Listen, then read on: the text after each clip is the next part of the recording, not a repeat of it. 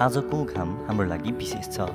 हामी 3 जना एभरेस्टको सपना बोकेर एउटा लामो यात्रामा जाँदैछौँ।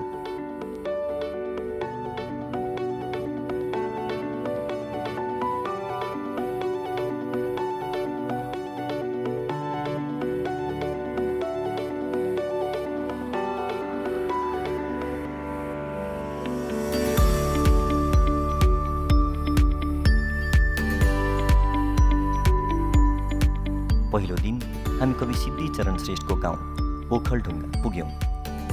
एभरेस्ट पैदल जाने बाटोमा पर्ने यो गाउँ विकसित र रोमाञ्चक छ।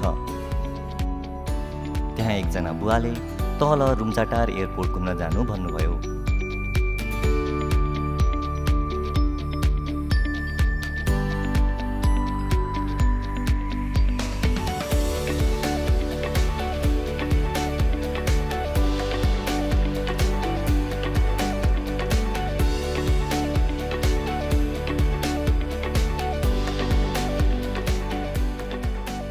एयरपोर्ट सञ्चालन त थिएन, तर रनवेमा खुल्ला हिँड्न पाउँदा हामीलाई रमाइलो अनुभव भयो।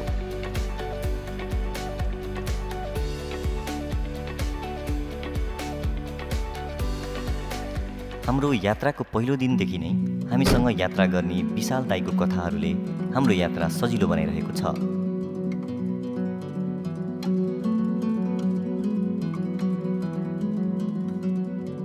म पहिला गेम खेल्दा के गर्छ सात हुन्छ नि घरमा बनाउनु लाउने अनि पिनेर हाल्थेँ मैले सबै चिजहरू बदम चना हैन केरो अनि त्यहाँबाट सिमी बोडी मकै सबै राखेर पिन्न लाउने अनि प्याक गर्थेँ यत्रो प्याक उसमा प्याक गर्थेँ अनि लिएर जान्थेँ। दुबईमा म जब गेम खेल्थेँ अनि उनीहरूले माग्थेँ क्या के हो यो भनेर भन्दाखेरि अरबीलाई खानदेखि एकचोटि अरबी पल्केको छ। ट्रेनिङ पेले मेरो अहिलेको पेट लाग्यो यार। अहिलेको सबै कुरा चल्छ, पेट लाग्छ।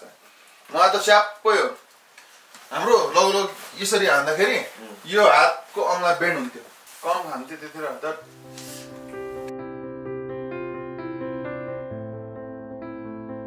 सोलुदेखि सलेरी जाने क्रममा विशाल दाइसँग धेरै कुराकानी भयो। दाइको गफ सधैँ इन्ट्रेस्टिङ हुन्थ्यो। बाटोमा रमाइलो कुराकानी गर्दै हामी सल्लेरी पुग्यौँ।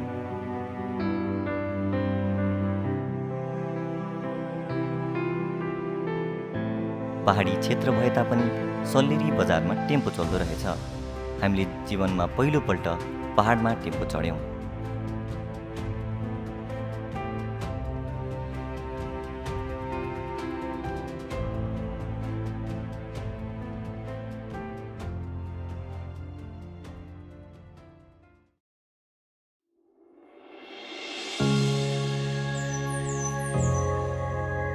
सल्लेरीबाट अब लोकल गाडी चढेर हामी खरिखोलातिर लाग्यौँ।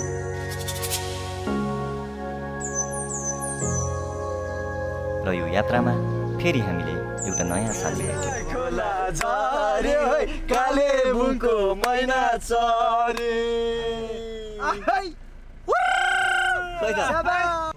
प्रणय बुढाथोकीमा घर। हजुर मेरो घर खरिखोला यहीँ नै। दाइको चाहिँ यहीँको बासिन्दा हुँदो रहेछ। जस्ट देखाउन मन लाग्छ एउटा आफ्नो गाउँ ठाउँलाई। यति घुमाउँथेँ कि होइन तपाईँहरूलाई यहाँको के हो कसो हो सबै मैले बुझाउँथेँ होइन त।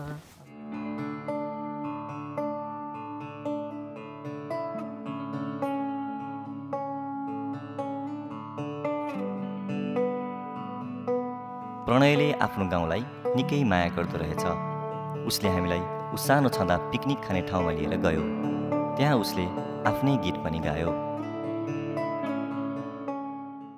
मेरो घर दुधको सिपारी हिमाली काखैमा सधैँ गाउँको सम्झना खैमा सधैँ गाउँको सम्झना। प्रणयको सुन्दर गाउँ जस्तै उसको आवाज पनि सुन्दर छ।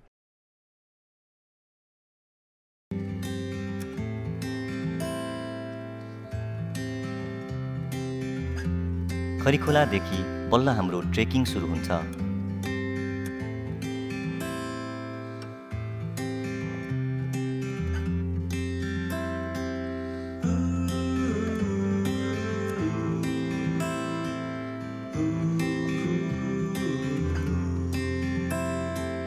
पानी पर्ला जस्तो मौसम। हामी निकै बेर उकालो चढ्यौँ। माथि ससाना बस्तीहरू देखिन थाले। बडो रमाइलो मौसम। पहिलो दिन हिँड्ने छुट्टै जोस हुन्छ।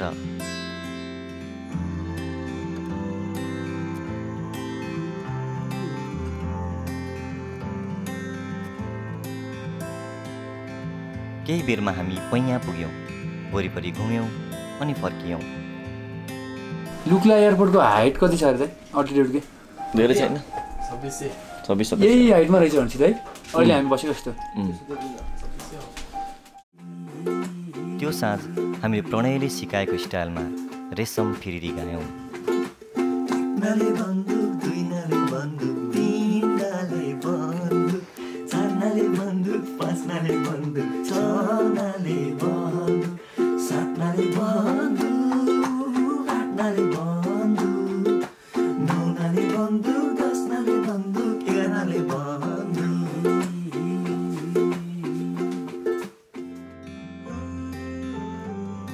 पैयाबाट बिहानै हामी फाक्दिङतिर लाग्यौँ।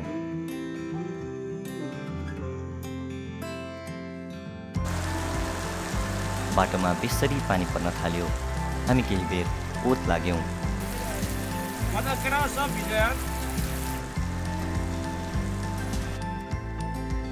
एकछिनपछि पानी रोकियो। हामीहरू एक्साइटेड थियौँ। हामीलाई बल्ल ट्रेकिङ गरेको फिल हुँदै थियो।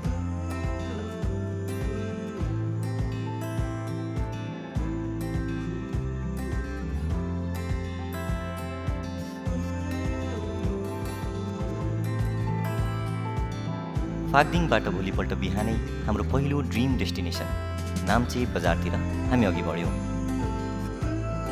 बाटोमा ट्रेकर्सहरूले चौरी गाईहरूको बथानलाई बाटो छोडिदिन्थे।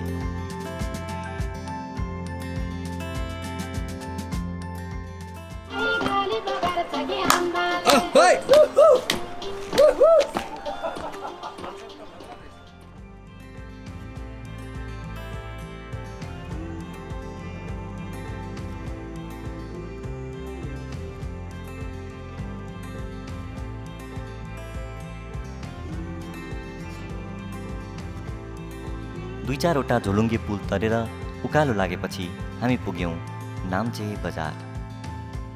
माथि डाँडामा सानो सहर, सफा अनि व्यवस्थित। त्यो दिन निकै उकालो हिँडेकाले हामी चाँडै सुत्यौँ। Morning guys, I don't know the day है। हामी आज कति दिन यता त थाहा भएन। You want to see the view of Namche?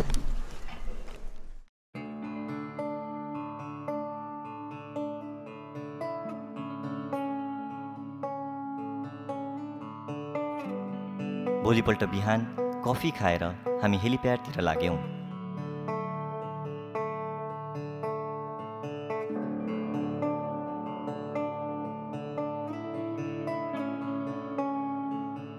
न्यानो घाम अनि रमाइला दृश्यहरू हामी खुब रमायौँ।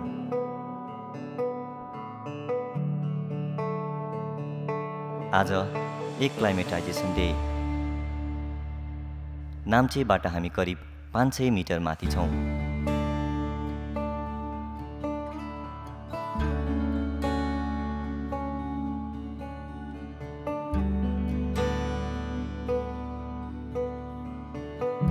यो अनन्त यात्रामा जाने क्रममा हामी 3 जना साथीहरू सहरको भिडबाट यति टाढा कुहिरोको एकान्तमा आफ्नो दुःख सुखका गफ गर्दैछौँ।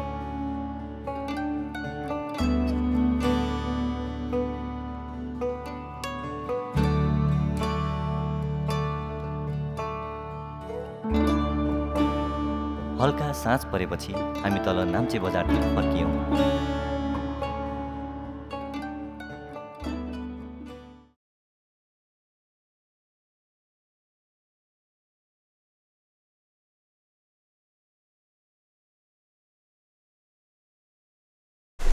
सो फाइनली हामी चाहिँ नाम्चे बजारबाट चाहिँ निस्किँदैछौँ।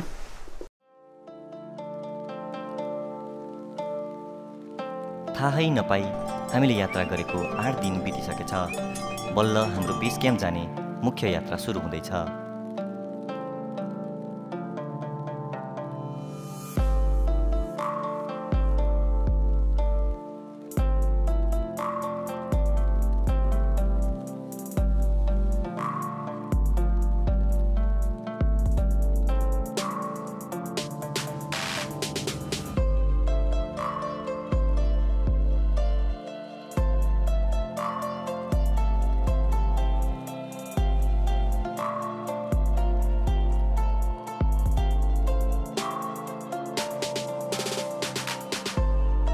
त्यस दिनको हाम्रो बसाइ तेङबोचेमा भयो। तेङबोचे जस्तो ठाउँ हामी कहिल्यै पुगेका थिएनौँ। एकदमै स्पिरिचुअल अनि एकदमै पिसफुल।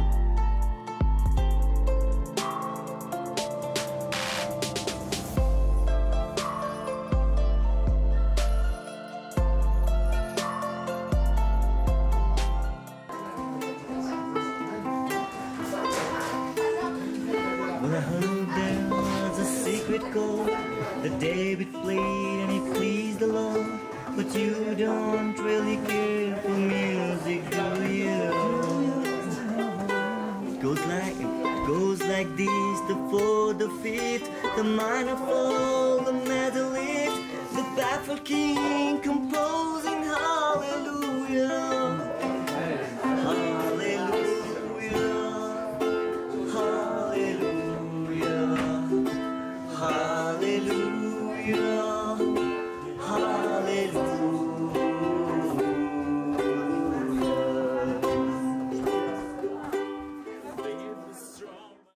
हिजोको त्यो सङ्गीतमय रातपछि आज फेरि हिँड्नु छ।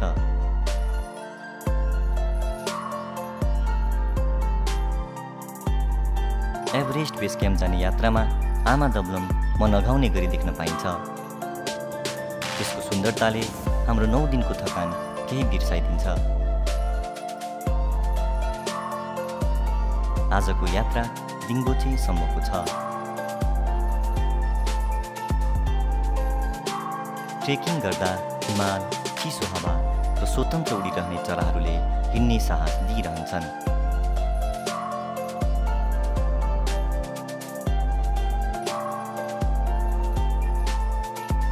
दिङबोचे पुग्न अब मात्र एउटा सानो डाँडा काट्नुपर्ने छ।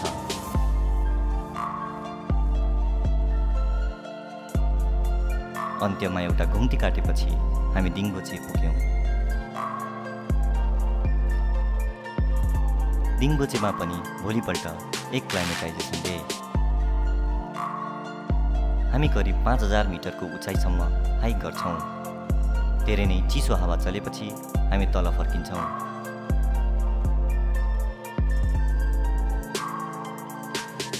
त्यो रात हामीले जीवनमा पहिलोपल्ट मिल्की वे ग्यालेक्सी क्लियरली देख्यौँ। हाम्रो 11औं दिनमा दिङबोचेबाट माथि लागेपछि अर्कै विश्व सुरु हुन्छ। जता हेरे पनि हिमालै हिमाल।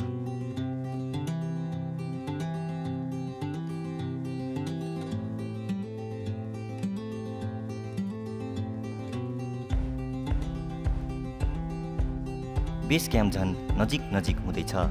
थुक्ला भन्ने ठाउँमा हामीले एकछिन आराम गर्यौँ।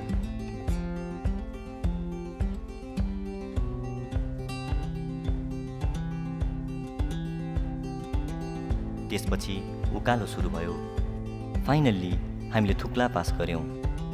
थुक्ला पासमा हामीले धेरै साथीहरू बनायौँ। Hello from India. Your country is beautiful. I'm loving it.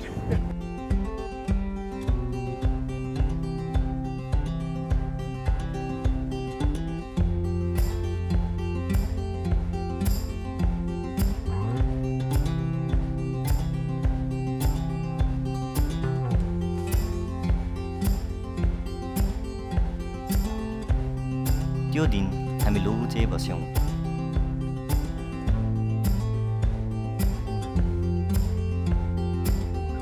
हाम्रो 12औं दिन ढुङ्गै ढुङ्गाको बाटो। सबै यात्रुहरूलाई बेस क्याम्प पुग्ने रहर छ।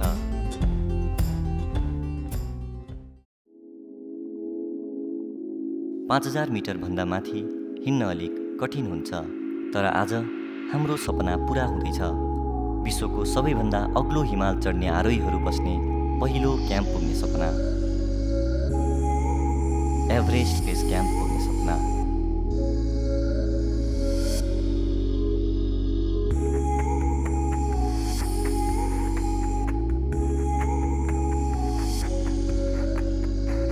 खुम्बु ग्लेसियरको माथि क्याम्प निर्माण गरिने भएकाले क्याम्पको स्थान चेन्ज भइरहँदो रहेछ।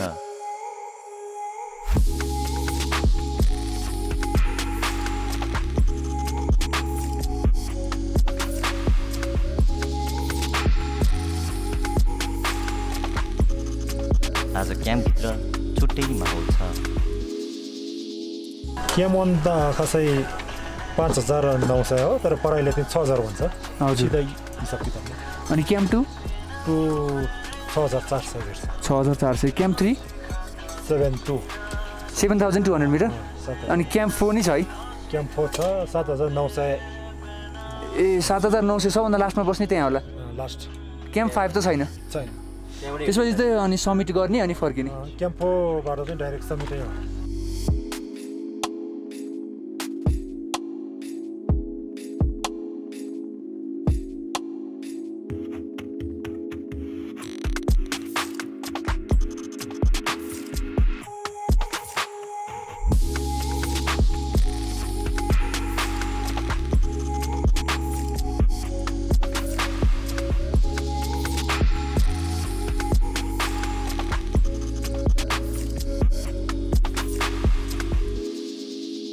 त्यो दिन गोरखसेपमा हामीले हाम्रो सफलता सेलिब्रेट गऱ्यौँ।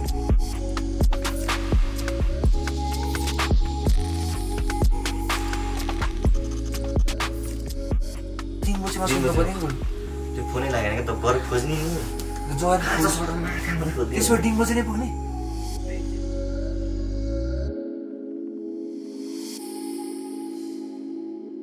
बिहानै काला पत्थर जाने क्रममा बल्ल हामीले एभरेस्ट राम्रोसँग देख्न पायौँ।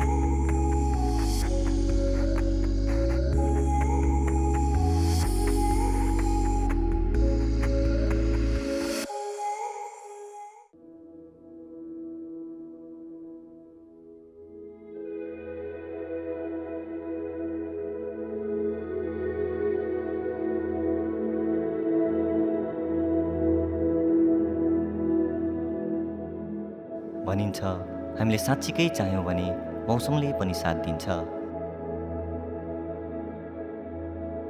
जीवनमा पहिलोपल्ट एभरेस्ट देखेर फर्किँदा हाम्रो साथीले जीवनमा पहिलोपल्ट हिउँ देख्न पायो। मजा आइरह नि होइन? सही। हिउँको त्यो एकान्तमा हाम्रो यो अनन्त यात्रा चलिरह्यो।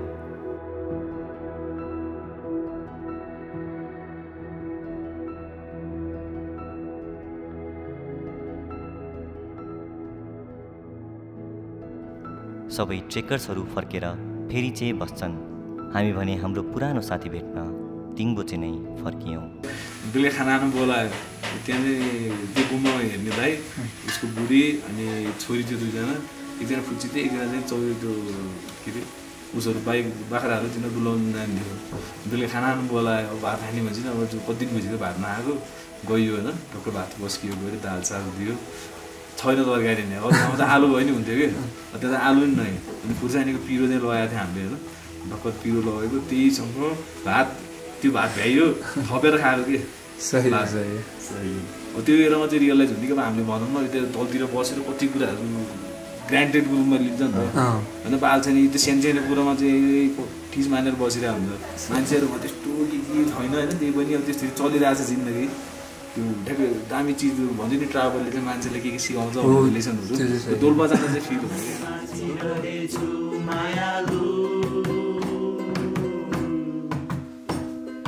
पानी पर्यो सरर कालो कालो बादल छडी फटिआयो असार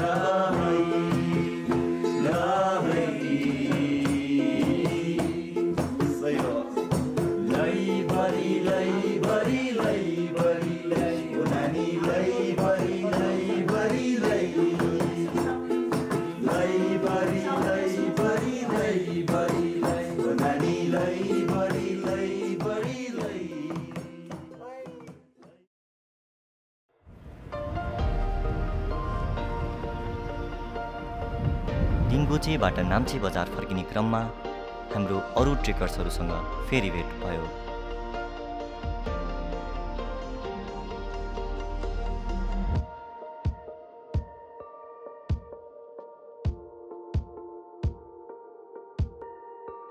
फर्किने बाटोसँग हामी परिचित नै थियौँ। त्यो दिन हामी नाम्चे बस्यौँ। संयोगवश त्यो दिन हाम्रो विकासको जन्मदिन पनि थियो। Happy birthday to you. Happy birthday to you. Happy birthday, dear Bikash. Happy birthday to you.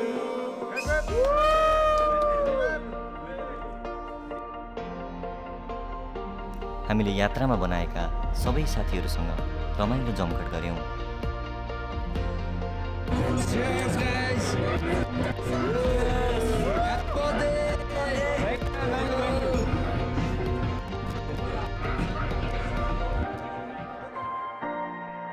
ट्रेकिङको हाम्रो अन्तिम दिन, त्यत्रो 14-15 दिनको थकान।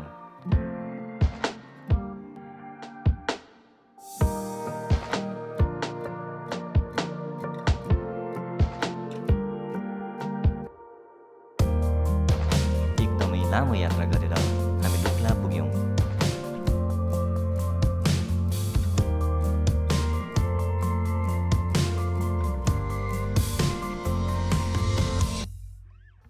लुक्ला एयरपोर्ट देखेपछि हामीले फिल गर्यौं ट्रेकिङ त सकियो, तर एडभेन्चर अझै बाँकी छ।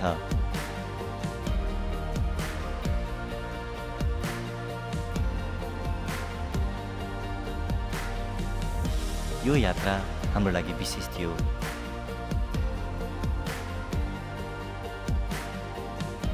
एभरेस्ट बेस क्याम्पको यात्रा सबैको लागि विशेष हुन्छ।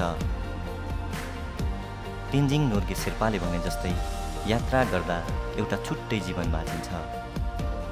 To travel, to experience and learn, that is to leave.